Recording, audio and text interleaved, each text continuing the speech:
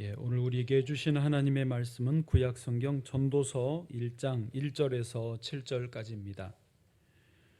전도서 1장 1절에서 7절까지 하나님의 말씀을 제가 다 봉독해 드리겠습니다. 다윗의 아들 예루살렘 왕 전도자의 말씀이라. 전도자가 이르되 헛되고 헛되며 헛되고 헛되니 모든 것이 헛되도다. 해 아래에서 수고하는 모든 수고가 사람에게 무엇이 유익한가? 한 세대는 가고 한 세대는 오되 땅은 영원히 있도다. 해는 뜨고 해는 지되 그 떴던 곳으로 빨리 돌아가고 바람은 남으로 불다가 북으로 돌아가며 이리 돌며 저리 돌아 바람은 그 불던 곳으로 돌아가고 모든 강물은 다 바다로 흐르되 바다를 채우지 못하며 강물은 어느 곳으로 흐르든지 그리로 연하여 흐르느니라. 아멘. 본래는 전통적으로 오늘이 어버이 주일이지만 올해는 저희 교회가 지난 주일에 어린이 주일과 어버이 주일을 통합해서 함께 드렸기 때문에 오늘은 저희는 스승의 주일로 지키게 되겠습니다. 교회에서 스승 선생님은 1차적으로 교회 학교 교사들을 의미합니다. 어디서나 대부분 교회 학교 교사들은 이름도 빚도 없이 헌신하여서 열심히 사랑으로 아이들을 섬겨주고 또 신앙의 길로 이끌어주는 분들입니다. 우리 교회는 약 30명의 교사들이 있고 100여 명 이상의 학생들을 신앙의 길로 잘 인도해주고 있습니다. 이 시간을 빌어서 너무 감사드리고 주의 이름으로 축복하고 사랑합니다.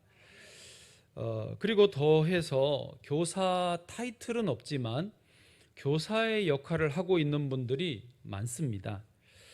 예를 들면 새 가족을 전도해서 신앙의 길로 인도하는 분도 신앙의 교사이고요. 또 교회에서 기도하면서 옆에 분들을 잡아주는 구역장님들, 권사님들, 장로님, 집사님들이 역시 신앙의 교사입니다. 누구보다 집에서 부모님은 그 자녀의 신앙과 인격을 형성하는데 가장 결정적인 영향을 끼치지 않습니까? 부모님은 당연히 신앙의 교사라고 봐야 되는 것입니다. 그래서 오늘 원하든 원하지 않든 우리는 누군가의 선생이고 누군가의 스승이 되어야 하는데 오늘 이 스승의 주일에 함께 들을 수 있는 또 스승이라면 요 정도는 좀 알고 있어야 되는 말씀, 그래서 전도서의 지혜를 나누려고 합니다. 자, 전도서는 솔로몬이 지었다고 알려져 있는데요. 오늘 1절 말씀 때문입니다. 한번 같이 읽겠습니다. 시작. 아멘. 솔로몬이 지었다고 성경에 알려진 책은 총 3권입니다. 아가서, 잠언, 전도서입니다. 물론 이 책들이 정확하게 솔로몬이 자기 펜으로 다 썼다, 이거는 확인이 안 된 바고, 특히 이 전도서는 솔로몬이 썼다라는 내용이 본문에 없습니다.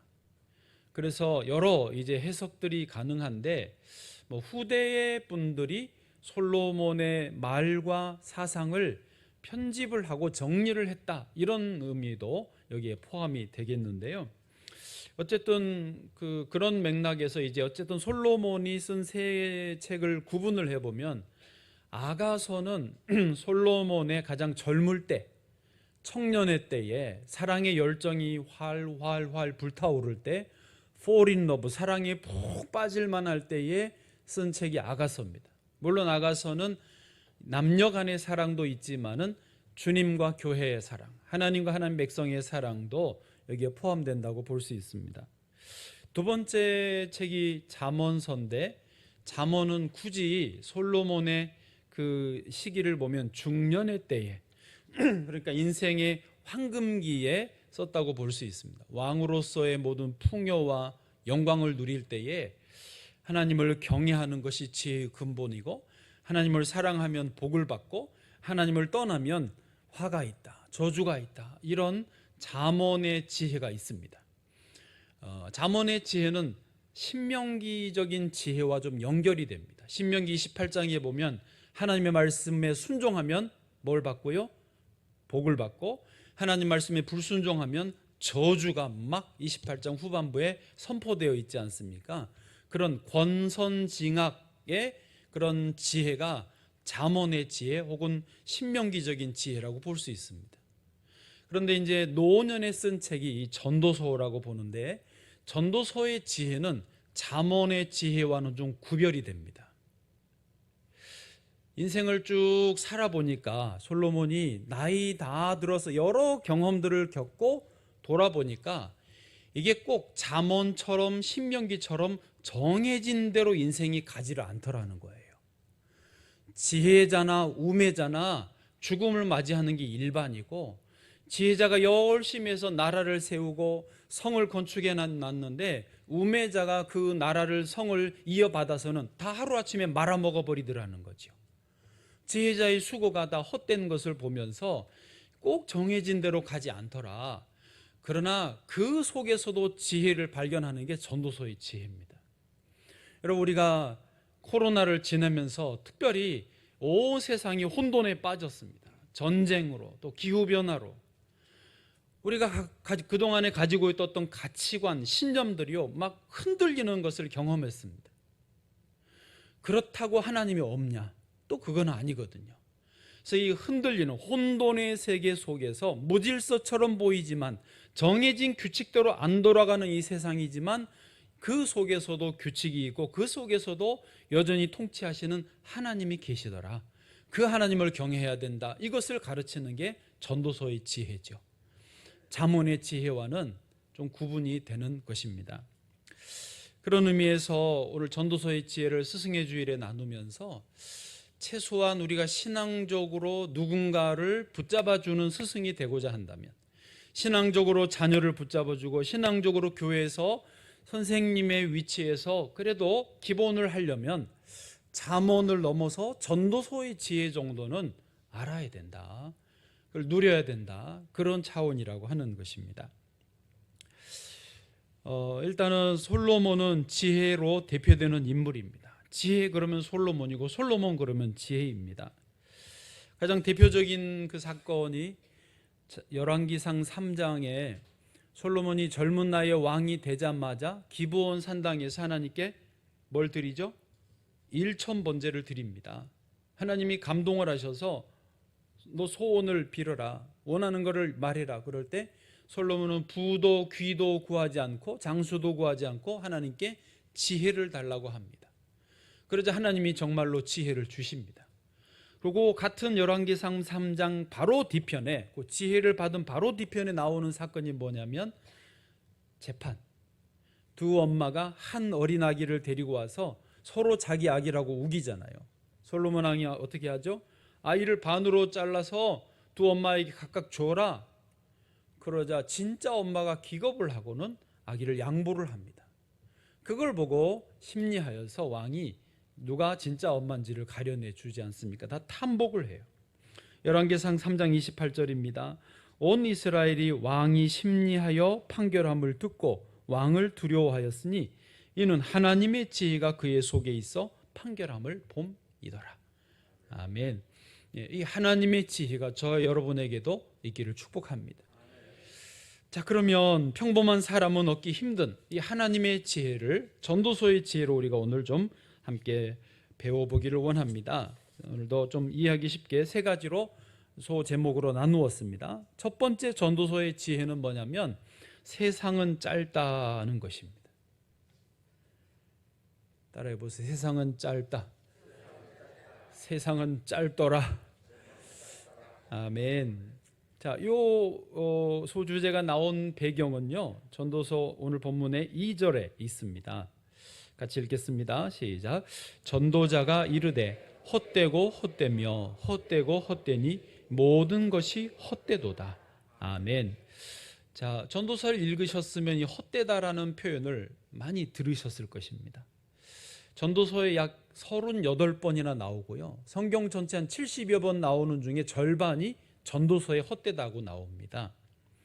그래서 전도서의 주제가 마치 헛되다라고처럼 이해하실 수 있는데 틀린 건 아니지만 정확한 의미를 이해하시면 좋겠습니다. 자, 헛되다라는 말의 히브리어는 헤벨입니다.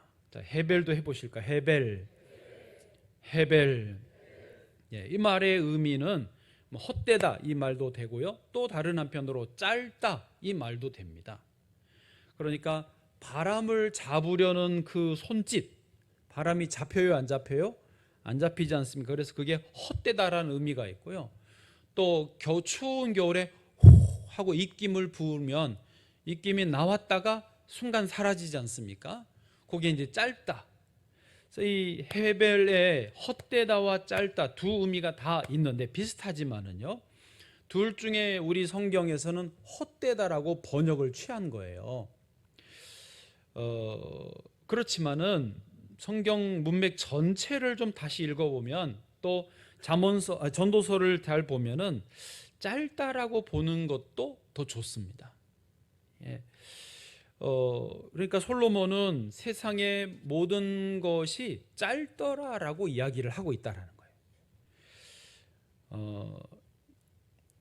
솔로몬이 하루에 소비했던 음식의 양이 밀가루가 7톤이고 굵은 밀가루가 14톤이고 살진 송아지를 10마리, 양을 100마리씩 잡았어요.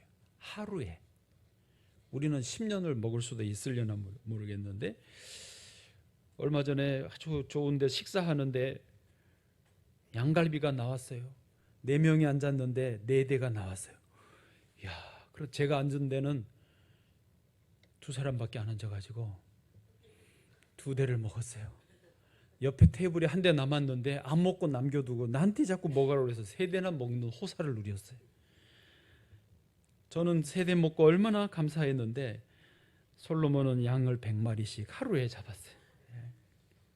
모든 부와 귀와 영광과 명예를 다 누렸어요. 그런 솔로몬이 모든 것이 헛되다라고 말을 하는데 이 말이 허무하다 그 의미도 있어요. 없다는 말이 아니지만 있지만 짧다라는 의미가 더 강하다라는 거죠. 헤벨, 이 헛되, 짧다라는 말의 반대말은요 올람입니다. 히브리어로 한번 해보세요. 올람. 이 말은 영원하다라는 뜻이죠. 영원히 시간적으로 길다, 끝이 없다라는 말 아닙니까? 그러므로 헤벨이 짧다라고 보는 게 좀 더 비교가 되고 맞다라는 것이죠. 이 두 단어를 좀 꼭 기억하시면 좋겠어요. 헤벨과 올람, 올람과 헤벨이요. 그래서 전도서 전체 12장에서는 솔로몬이 계속해서 우리에게 질문을 합니다. 도전을 해요. 당신은 헤벨을 선택할 것이냐 올람을 선택할 것이냐, 헤벨적인 삶을 살 것이냐 올람적인 삶을 살 것이냐, 헤벨을 추구하다가 짧게 끝나버리고 말 것이냐 올람을 추구하면서 영혼에 잇대는 삶을 살 것이냐를 계속해서 질문하고 묻고 있다는 것입니다. 그런데 헤벨의 삶과 올람의 삶을 분명히 구별해 주는 기준이 있어요. 그게 오늘 본문 3절에 있습니다. 3절 읽어보실까요? 시작. 해 아래에서 수고하는 모든 수고가 사람에게 무엇이 유익한가? 아멘. 여기 해 아래, 해가 헤벨과 올람의 구분선이 됩니다. 즉 해 아래, under the sun, 해 아래에서 수고하는 모든 수고가 사람에게 무엇이 유익하냐? 해 아래에 수고하는 것은 다 헛되거나 짧다, 금방 지나가고 썩어지고 잊혀진다라는 거예요. 쓸모없게 되어버린다라는 거예요. 그러므로 해 아래의 것만 추구하는 삶을 헤벨이라고 한다면 해 아래에 살지만 해 위의 것을 추구하는 삶을 사는 게 올람적인 삶이고 그것이 유익하게 되는 삶이라고 하는 것입니다. 그러나 여러분 주의할 점은, 제가 지금 해 아래의 삶이 전부 다 의미 없다, 전부 다 소용없다 그 말을 하는 것은 아닙니다. 전도서도 그렇게 말하진 않아요. 뒤에 다시 정리하겠지만은 이 해 아래의 삶이 짧다, 금방 잊혀질 것이다, 그것을 분명하게 말하지 전부 소용없다라는 말은 아니라는 거예요. 자, 이런 의미에서 4절부터 7절을 좀 보시면은 그것을 예로 들어 설명하고 있습니다. 4절 한번 같이 읽어보시죠. 시작. 한 세대는 가고 한 세대는 오되 땅은 영원히 있도다. 아멘. 여러분, 땅에서 놀던 아이들이 시간이 지나면 어른이 되고 더 시간이 노인 되고 더 시간 지나면 없어집니다. 그리고 다음 세대가 와서 그 땅에 또 뛰어놀겠죠. 그러면 다행이죠. 그렇게 사람은 없어지지만 땅은 여전히 그 자리에 있는 거예요. 5절 시작. 해는 뜨고 해는 지되 그 떴던 곳으로 빨리 돌아가고. 아멘. 우리나라는 덜하지만요, 저 유럽 쪽은요, 특히 영국 사람들은 일광욕을 그렇게 좋아해요. 해가 빨리 안 떠요. 많이 안 떠요. 그래서 해만 뜨면 막 다 벗고 누워 있지 않습니까? 그렇게 일광욕을 즐기던 사람들도 시간이 지나면 다 없어지는데 해는 여전히 뜨는 거죠. 6절요 시작. 바람은 남으로 불다가 북으로 돌아가며 이리 돌며 저리 돌아 바람은 그 불던 곳으로 돌아가고. 아멘. 바람 맞을 때 요즘 같은 날씨 바람이 시원하잖아요. 그러나 그 바람 맞던 사람은 사라지고, 아우 시원해, 아우 시원해 하던 사람이 어느새 꼬부랑 할머니가 되고 또 시간 지나면 사라지는데, 바람은 여전히 불어서 또 다른 사람이 시원해 시원해 하는 거예요. 7절요 시작. 모든 강물은 다 바다로 흐르되 바다를 채우지 못하며 강물은 어느 곳으로 흐르든지 그리로 연하여 흐르느니라. 강물가에서 수영하고 물놀이하고 물장구 치던 아이들, 청년들 다 시간 지나면 아무도 없어요. 그러나 물은 여전히 흐르고 그 물이 바다로 흘러가지만 바다도 채우지 못하고 또 돌아 흐르는 거예요. 여러분, 그거 아세요? 태양도 수명이 있답니다. 몇 살이게요? 50억 년이래요. 누가 50억 그랬어요? 네, 아는군요. 태양 50억 년이 지나면 태양은 그 수명이 다 돼서 죽는데요. 그러면 뭐 지구도 이게 유지가 어렵겠죠. 그때까지 우리가 살 리는 없지만 걱정하실 건 아닌 것 같아요. 당장은 지구가 죽어가고 있다고 말하고 있지 않습니까? 탄소 배출이 줄어들지 않고 플라스틱, 자원을 낭비, 이것 때문에 지금 기후 환경이 심각한 상황입니다. 막간을 이용해서 우리 교회도 지금 자원순환, 탄소 배출 줄이기 운동을 좀 하려고 하고요. 지역사회에 그런 운동을 하는 분들하고 좀 연합해서 하려고 합니다. 태양도 영원하지 못하고 지구도 영원하지 못해요. 이게 다 짧다라는 것이죠. 야고보서 4장 14절 같이 읽겠습니다. 시작. 내일 일은 너희가 알지 못하는도다. 너희 생명이 무엇이냐? 너희는 잠깐 보이다가 없어지는 안개니라. 아멘. 이게 헤벨이라는 거예요. 잠깐 보이다가 없어지는 안개다. 첫 번째 전도서가 가르쳐주는 지혜, 세상은 짧다. 인생이 붙들고 있는, 영원할 줄 알고 붙들고 있는 돈이든 건강이든 내 시간이든 내 자녀든 뭐 하는 것들이든지 영원하지 않다, 짧다는 것을 깨닫기를 원합니다. 두 번째로 전도서의 지혜가 우리에게 알려주는 것은, 그래서 영원한 것을 선택하라 해요. 여러분, 인생은 선택입니다. 이걸 아시는 분들은 진짜 지혜자예요. 인생이 선택이라는 걸 아는 분은 선생 될 자격이 있습니다. 하나님은 에덴 동산에서도 아담과 하와에게 선택하라고 하셨어요. 자유의지를 주셔서 선악을 알게 하는 나무의 열매를 거기에 두셨죠. 누군가 저한테도 묻고 많은 분들이 물어요. 왜 하나님은 에덴 동산에 선악과를 하필 남겨두셔서 인류가 다 죄에 빠지게 하셨냐고 따지지만은 모르면 말을 하지 말아요. 자유의지를 주셔서 자발적으로 하나님을 예배하기를 원하셨고, 원하면 따먹고 악에 빠질 수도 있는 그런 중에 예배자가 진짜 예배자인 것이죠. 아시죠? 우리의 짧은 인생을, 허무한 인생을 살아가면서 우리는 선택을 해야 합니다. 그래서 전도서가 저와 여러분에게 오늘 지혜를 가르쳐 주는 거예요. 영원한 것을 선택하라고 말씀하시는 것입니다. 조금만 생각이 있는 분들은 그래서 영원한 것이 무엇인지 구별할 수 있고 영원한 것을 선택할 수 있는 능력이 있는 것입니다. 그런 분들이 복된 삶을 살고 영원한 생명을 누리는 것이죠. 잘 아시는 마시멜로 실험 아시죠? 마시멜로 달달한 달콤한 걸 앞에 놓고 아이에게 뭐라고 하죠? 5살짜리에게 이것을 10분 동안 안 먹고 참으면 하나를 더 준다. 10분. 10분 동안 애들이요 아주 몸을 꼬고 난리가 납니다. 이거를 참아서 하나를 더 먹을 것이냐, 당장 먹어 치울 것이냐. 예? 그러나 이제 당장 먹어 치우는 애들도 있고, 그럼 하나로 끝나고 10분을 참아서 하나를 더 받는 아이들이 있어요. 여러분 같으면 어떻게 했겠어요? 여러분 자녀 같으면 어떻게 했겠어요? 그런데 놀라운 것은 10년, 20년 추적 조사를 해봤더니 그때 10분을 참고 하나를 더 받았던 아이들은 그의 인생도 그렇게 복되더라는 것이죠. 예, 현재의 당장 쾌락을 참으면 더 좋은 것이 오는 것을 배웠고 아는 아이들은요 그렇게 잘 살더라는 거예요. 그게 영혼으로 연결되면 영원한 생명을 우리에게 주시는 하나님의 선물이 되는 거예요. 하나님 강제로 영원히 살아 이게 아니고, 강제로 지금 이게 해 이게 아니고 우리에게 선택하라고 하시는 거죠.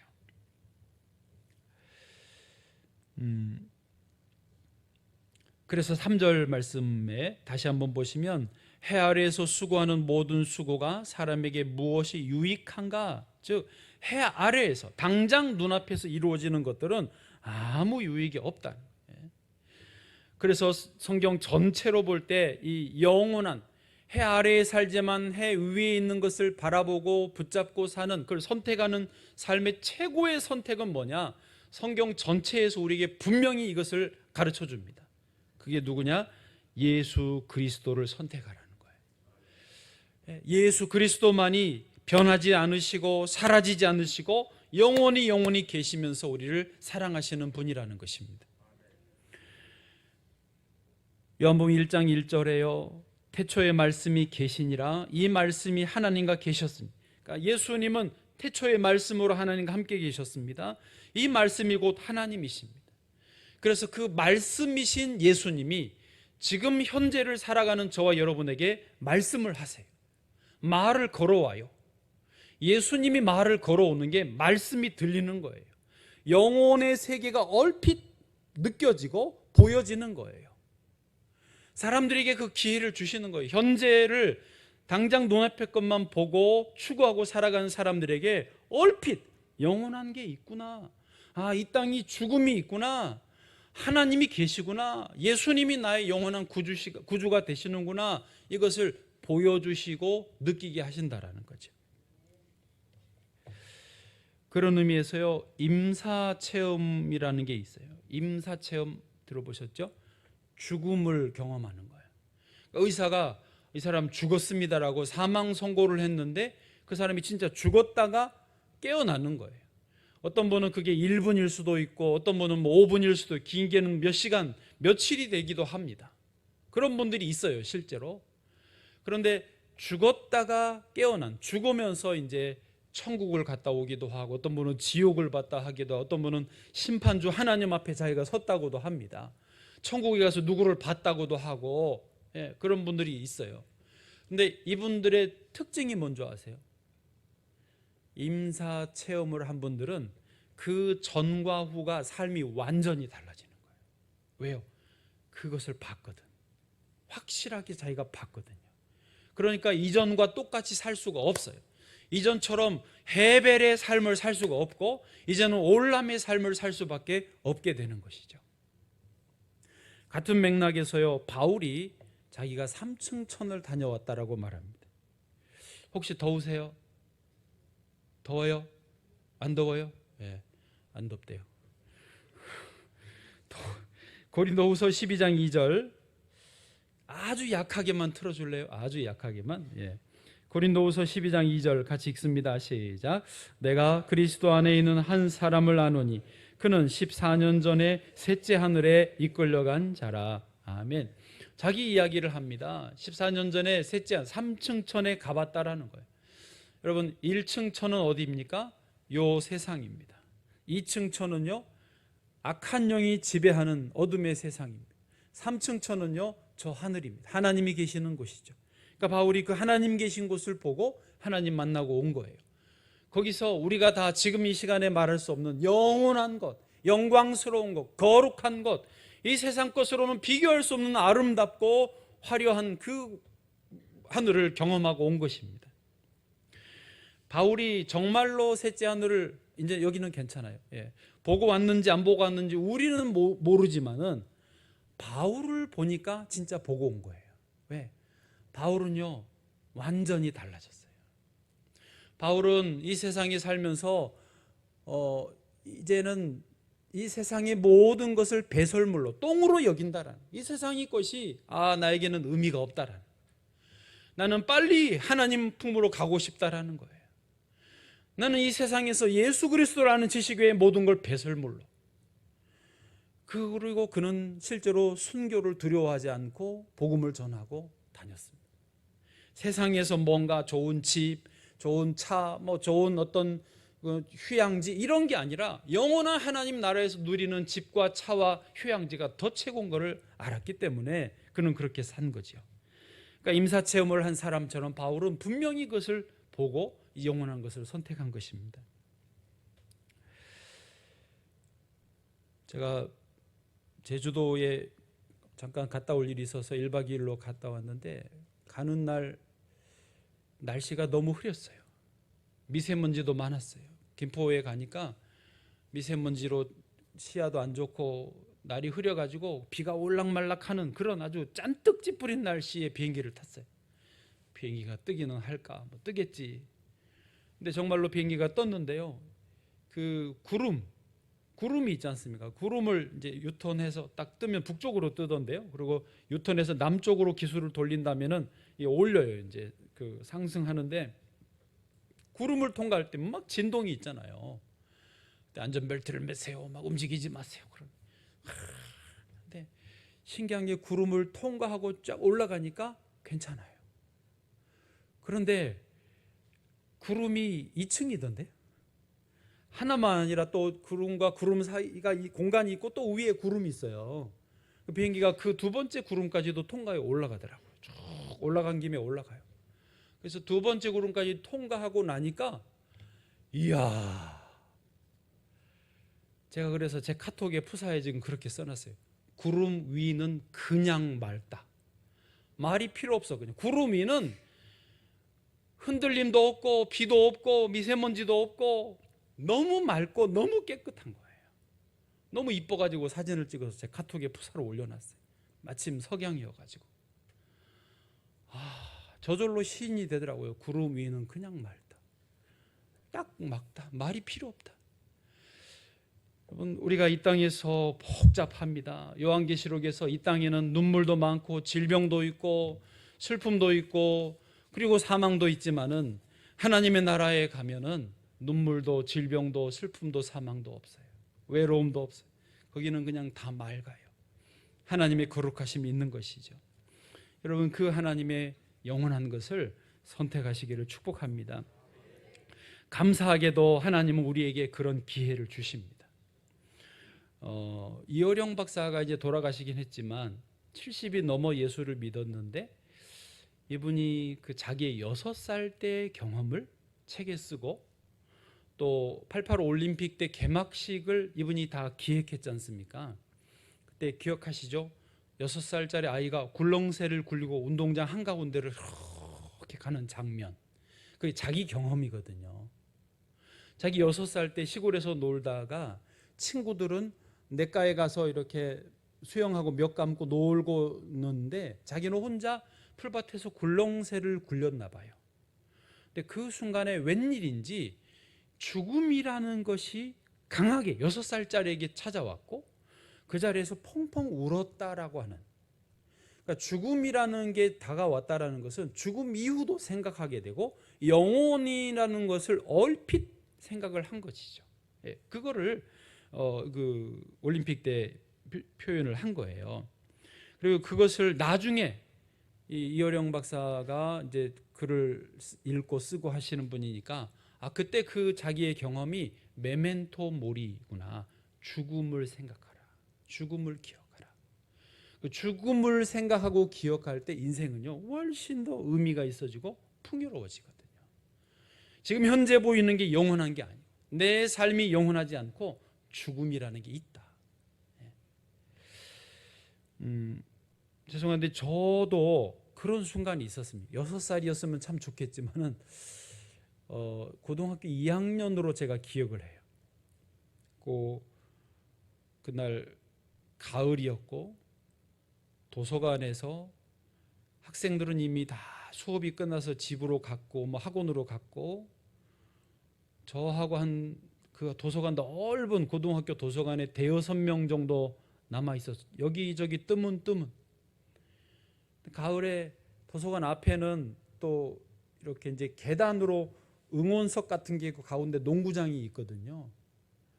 그러니까 그게 공간이 생기는 거예요. 그런데 플라타나스 나무 그 낙엽이 가을에 그 다 말라가지고 누렇게 익은 또 좀 찢어진 나무 이파리들이 가을에 스산한 바람에 하고 바람이 부는데 그 이파리들이 거기 휘돌아 돌더라고요. 휘몰아서. 그 장면을 보는데 제가 그 앞에 서 있으면서 뭔가 죽음, 뭔가 인생이 영원하지 않고 끝이 있고 그 다음에는 뭔가 다른 세계가 있구나라는 것을 그 순간에 느꼈어요. 저는 뭐 고등학생인데도 그거를 다 몰랐고 그냥 그 감정을, 뭔가 느낌을 지울 수가 없어요. 지금도 생생하거든요. 그게 일종의 메멘토 모리인 거죠. 그러면서 그런 순간들을 통해서 하나님이 우리에게 부르시는 거예요. 영원한 세계가 있다. 영원한 것을 선택해라. 지금 너가 누리는 것이 영원하지 않다. 여러분, 우리 인생에게는 하나님이 다 그런 순간들이 있어요. 여러분은 어쩌면 그래서 지금 여기에 있으실 거예요.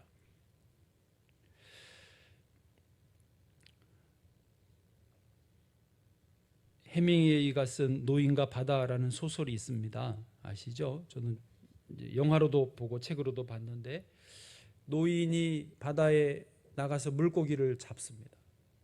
바다에 나갈 때는 다 만선의 꿈을 안고 나가죠. 큰 월척을 하려고 나갑니다. 근데 정말 그 낚싯줄에 큰 물고기가 걸렸어요. 근데 스스로 이거를 잡아서 배에 묶기는 너무 물고기가 커요. 그런데도 이거를 포기하지 않고 계속 쫓아가지 않습니까? 노인도 지치고 물고기도 지치고 몇 날 며칠을 쫓아가다가 결국은 물고기가 지쳐서 힘이 빠지니까 걔를, 이 자식, 그러고 잡아가지고 배에 못 싣고 자기 배 뒤에 묶어요. 그리고 이제 출발했던 항구로 되돌아오려고 하는데 이것도 며칠 걸리거든요. 나간 게 며칠이니까. 그런데 그 승리의 기쁨을 안고 돌아오는 길에 상어떼가 공격을 해요. 자기가 애쓰고 잡아놓은 물고기를 막 뜯어 먹습니다. 그러니까 노인이 몽둥이를 들고 배 뒤로 올라가 가지고 물고기 가서 막 상어들을 막 때리는데도 감당을 못하는 거예요. 나중에는 몽둥이를 배에 던지고 배 이렇게 가로로 기대에 누워서 모르겠다, 힘이 없는 거예요. 그러니까 상어떼들이 다 물고기 살점을 뜯어 먹고 결국 항구로 돌아왔을 때는 노인은 완전히 지쳤고 물고기의 살점 하나 없이 그냥 앙상한 가시만, 물고기 모양의 가시만 남아있고, 노인은 배에서 내려서 아무 힘 없이 터덕 하면서 언덕 위에 자기 집으로 들어갑니다. 아무 말 안 하고 힘없는 모습으로 침대에 이렇게 눕습니다. 인생이 그렇다라는 거예요. 아무리 수고하고 애써도 결국은 다 뺏기고 다 사라지고 그냥 조용히 혼자 죽음을 맞이하는 것처럼, 그때 죽는 건 아니지만 그렇게 끝난다라는 거죠. 그런데 그 순간에 누가 나타나냐면 소년이 나타나요. 노인과 평소에 친했던, 친구처럼 지냈던 소년이 막 뛰어가가지고 배에 가봅니다. 노인이 뭘 잡았나 보니까 가시만 남아있어. 소년이 또 막 뛰어서 노인 누워있는 침대로 갑니다. 집으로 가서 노인을 바라봅니다. 그게 뭐예요? 한 세대는 가고 또 다른 세대가 오는 거죠. 이 소년도 또 만선의 꿈을 안고 배를 끌고 나가겠죠. 그렇게 인생은, 세대는 지나가고 영원한 것을 놓친다라는 거죠.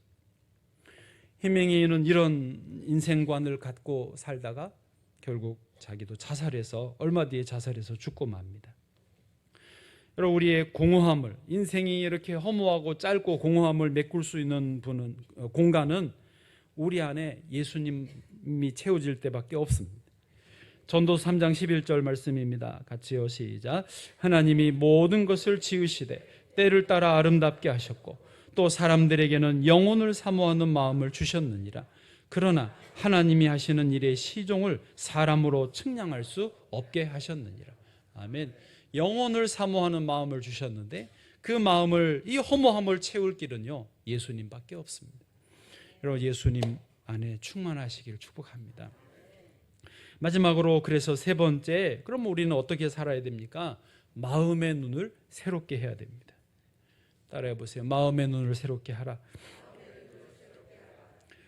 전도서에는 해 아래 새 것이 없다라고 분명히 말합니다.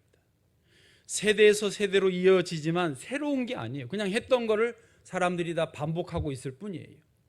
우리 재원이, 시원이가 아빠보다 엄마보다 더 대단한 거를 하기를 축복합니다. 그러나 비슷할 거예요. 더 큰 일들을 하겠지만은 그 방향은 비슷할 거예요. 인생이, 세상이 그렇다라는 것이죠. 그러면 우리는 어떻게 합니까? 허무주의에 빠져 살아야 됩니까? 뭐 소용없다, 다 의미 없다 그러고 아무렇게나 살아야 됩니까? 아닙니다. 마음의 눈을 새롭게 하라는 거예요.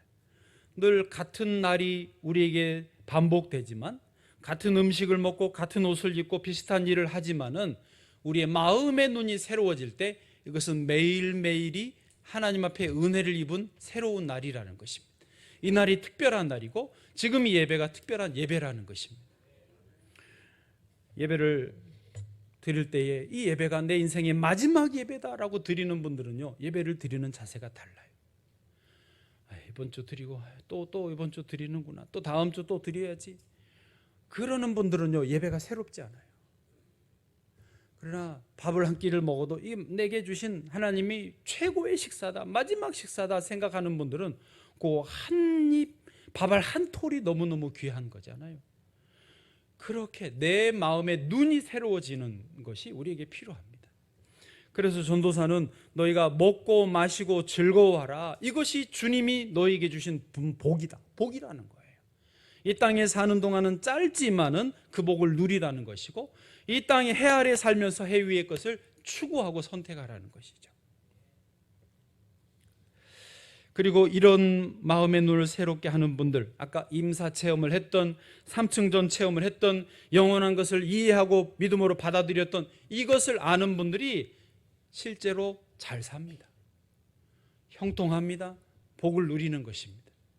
내게 주어진 것을 귀하게 여기는 분들이 잘 살지, 내게 주어진 것이 마음에 안 들고 불평하고 원망하고 맨날 질질 짜면 그 인생이 복될 수가 없습니다. 우리가 이 땅에 살고 있는 것을 영원히 붙들 수는 없지만은 영혼의 연결을 시킬 수는 있는 것이죠. 해 아래에 살 수밖에 없지만 해 위 것을 추구할 수는 있는 것이죠. 그 비결이 뭐라고요? 마음의 눈을 새롭게 하는 거예요. 오늘 예를 들면 점심을 드실 거 아닙니까? 점심을 보고 감탄을 하세요.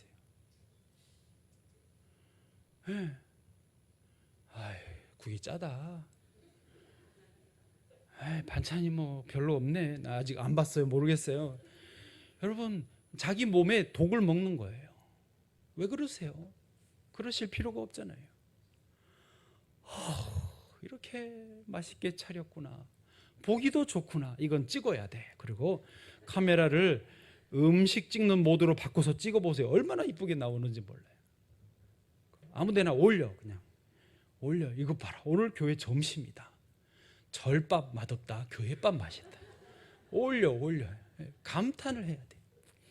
여러분, 사랑하는 남편을 보시고 아내를 보시고 사랑하는 자녀를 보고 감탄을 하세요. 아우, 우리 딸, 아우, 우리 아들 이렇게 멋있구나, 감탄을 해주세요. 내 남편이, 내 아내가 이렇게 멋있구나, 예쁘구나, 흰머리도 너무너무 멋있어, 감탄을 해주셔야 돼. 여러분, 감사하다는 반대말이 당연하지 않다, 당연하다라는 거잖아요. 당연하지 않은 게 감사해요. 우리는 너무 모든 걸 당연하게 여겨요. 음식도 종류가 많고, 한국은 바자회를 하면 옷도 그렇게 많이 나와도 사가지도 않고 잡동사니 막 내놓는데 막 남았어요. 너무 모든 게 많으니까 감사를 잃어버렸어요. 여러분, 그게 우리를 죽이는 거예요. 아주 작은 거 하나라도 감사해야 돼요. 지금 숨쉬고 있는 공기, 마시는 물도 저는 요즘에 그렇게 하면 축복합니다. 내가 너를 축복한다. 육각수 박혀서. 정말이에요. 요즘에 그렇게 합니다. 감탄을 하셔야 돼요. 거기는 영혼의 이때는 지름길이 되는 줄로 믿습니다. 찬양도 새 노래로 하나님을 찬양. 우리가 어떻게 맨날 새 노래를 불러요? 새 마음으로 불러야 새 노래지. 항상 새 노래만 부를 수는 없잖아요. 그런 분들이 잘 살아요. 그런 분들이 복을 받아요. 그런 분들이 형통해요. 저 여러분이 그런 형통함의 복을 누리기를 축복합니다.